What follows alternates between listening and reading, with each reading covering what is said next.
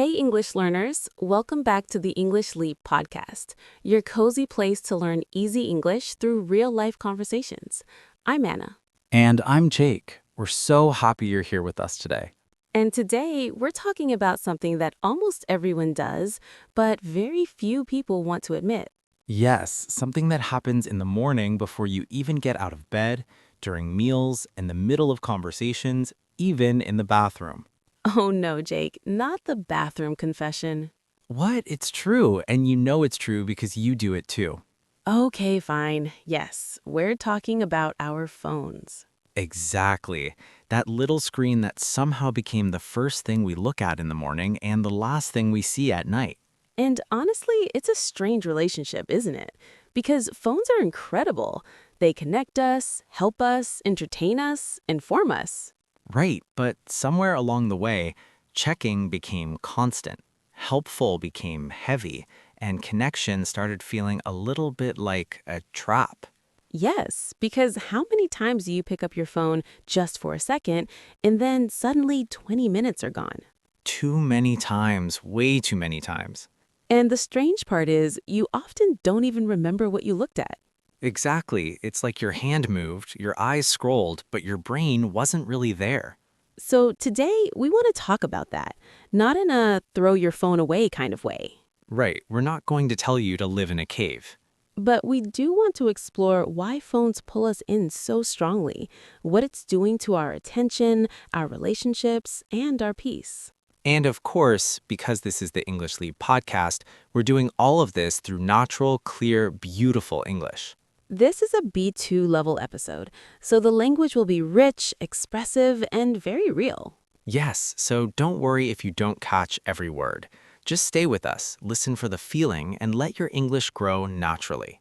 And later in the episode, we'll explore some powerful words and expressions together. So stay with us for that too.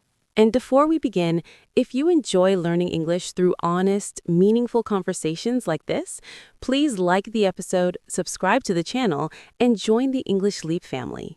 And today, we'd really love to hear from you. How many times do you check your phone in a day? And be honest. You can share a number or just tell us how you feel about your phone use. We always love reading your thoughts. Because sometimes the first step to changing a habit is simply noticing it. All right, let's begin. Okay, confession time. This morning, I woke up and before I even opened my eyes fully, my hand was already reaching for my phone. Jake, that's actually very sad. I know, but it felt automatic, like my hand has its own morning routine now. And that's the scary part, isn't it? It's not always a choice anymore. It's a reflex. Exactly, a reflex. Your body just does it without thinking. And I think that's where a lot of people are right now. They're not consciously deciding to check their phone 50, 80, 100 times a day. Right, they're just responding to a pull they can't quite name. And that pull is very real, because phones are designed to pull you in. Yes, the colors, the sounds, the little red circles, the infinite scroll. Everything is built to grab your attention and keep it. And the companies behind these apps, they know exactly what they're doing. Oh, absolutely. There are entire teams whose job it is to make the app as addictive as possible. So when people say, I just can't stop scrolling, they're not weak, they're just human. Exactly. You're not fighting your own laziness. You're fighting billion-dollar psychology. And I think this is where people often feel trapped. Right. Trapped means stuck in a situation you can't easily escape. Because you know it's too much, you feel it, but stopping feels almost impossible. Yes, and then guilt comes in. Oh yes, the guilt. Why can't I just put it down? What's wrong with me? But maybe the better question isn't not what's wrong with me. Maybe it's what is this thing doing to me? That's a powerful shift, because suddenly it's not about shame, it's about awareness. Exactly. And once you start paying attention, you notice some very uncomfortable truths. Like, how often you're not actually present, even when your body's in the room. ooh, that one hurts. But it's true. You're sitting with family, but your mind is in a comment section somewhere. Or you're eating a meal, but you're also watching, scrolling, reading. So the meal becomes background noise. And this is where people start to drift. Yes, drift means to move without clear direction or intention. You're physically here, but mentally scattered across 10 different places. And over time, that becomes the norm. Which is so sad, because life is happening right in front of you, but you're only half in it. Exactly. And then people wonder why they feel disconnected, even when they're surrounded by people. Right, because real connection requires full presence. And the phone constantly fractures that presence. Fractures, beautiful word. It means to break into pieces. Yes, your attention gets fractured. One part is here, one part is there, and nothing gets your whole self. So, conversations feel shallow. Meals feel rushed. Moments feel forgettable. And I think a lot of people feel this, but they don't know how to name it. So, they just keep scrolling, hoping the next thing will finally satisfy them. But it never does. Because the phone doesn't give, it takes. Wow, that's heavy, Anna. But true, it takes your time, your attention, your calm, your presence. And it gives you, what, a few seconds of distraction? Exactly. And then you need more and more and more. It's a cycle. And cycles are hard to break, especially when everyone around you is also stuck in the same one. Right. If everyone's on their phone at dinner, it feels normal. But normal doesn't always mean healthy. No, sometimes normal just means common.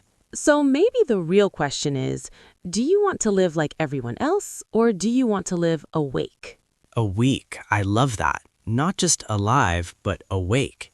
Yes, noticing, choosing, feeling. And that brings us to something important. What's that? The difference between using your phone and letting your phone use you. Ooh, that's good. Because the phone itself isn't evil, it's a tool. Right. The problem is when the tool starts controlling the person. Exactly. So maybe the goal isn't to hate your phone. It's to reclaim your relationship with it. Yes, reclaim, to take back something that was lost or taken away.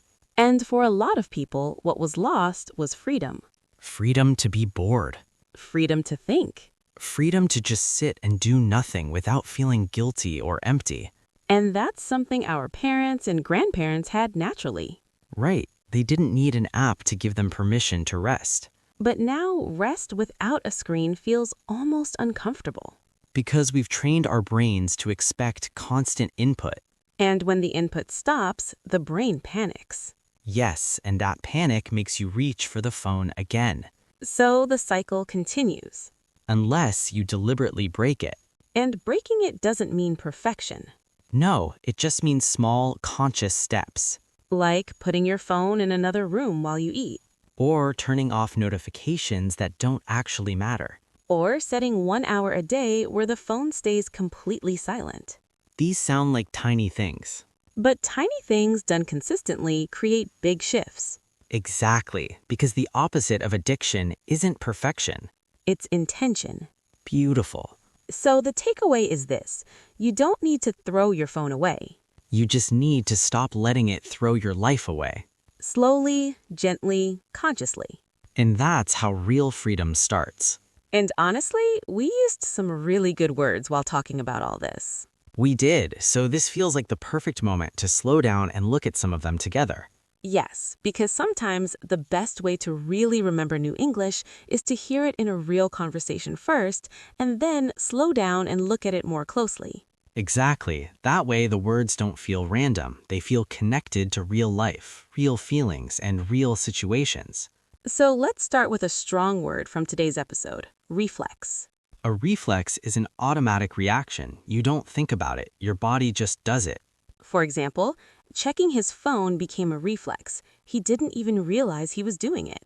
Or she reached for her phone by reflex, even though she had nothing to check. Repeat: reflex. Reflex.